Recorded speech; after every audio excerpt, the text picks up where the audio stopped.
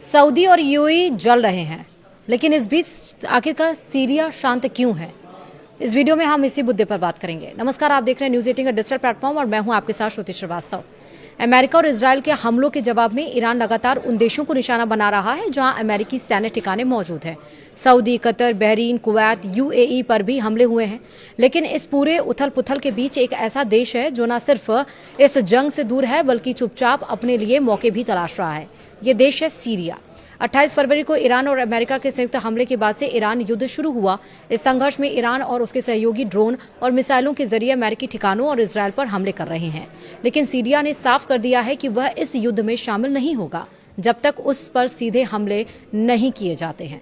राष्ट्रपति अहमद अल शारा पहले ही कह चुके हैं कि 14 साल की गृहयुद्ध जैसी तबाही के बाद देश अब किसी नई जंग का हिस्सा बनने के लिए तैयार नहीं है।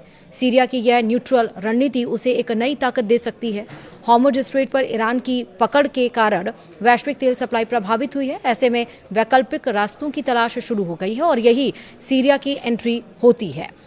पॉलिटिको की रिपोर्ट के मुताबिक हाल ही में इराक का तेल ट्रकों के जरिए सीरिया के रास्ते भेजा जाना शुरू हुआ है। अगर यह प्रयोग सफल रहता है तो दशकों से बंद पड़े किकुर्क बनियास पाइपलाइन को फिर से चालू करने पर विचार हो सकता है। अगर ऐसा हुआ तो मानना है कि सीरिया भविष्य में मिडिल ईस्ट से भूमध्य सागर तक तेल और गैस पहुंचाने का नया हब बन सकता है। इसमें दूसरे देश भी जुड़ सकते हैं और इसी बदलते समीकरण के बीच यूक्रेन के राष्ट्रपति व्लादिमीर ज़ेलेंस्की भी रविवार को दमिश्क पहुंचे। उन्होंने सीरिया के राष्ट्रपति के साथ बैठक कर सुरक्षा सहयोग बढ़ाने पर सहमति जताई।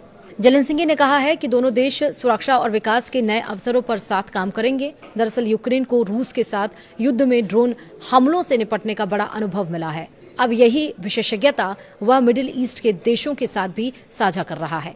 सीरिया के पास खुद के तेल भंडार और रणनीतिक लोकेशन है जो उसे इस समय बेहद अहम बना रही है।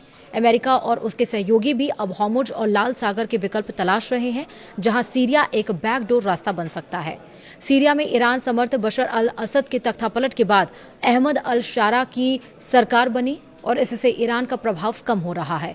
वहीं सीरिया के नए राष्ट्रपति जो कभी अमेरिका के आतंकियों की लिस्ट में मोस्ट वांटेड थे वह ट्रंप के सबसे खास बन गए हैं। ट्रंप ने उन्हें व्हाइट हाउस में भी बुलाया है। हालांकि चुनौतियां भी कम नहीं है। गृहयुद्ध के बाद देश को फिर से खड़ा करना अभी अल शरा के सामने सबसे बड़ी चुनौती है और यही वजह है कि अब सीरिया शांत है।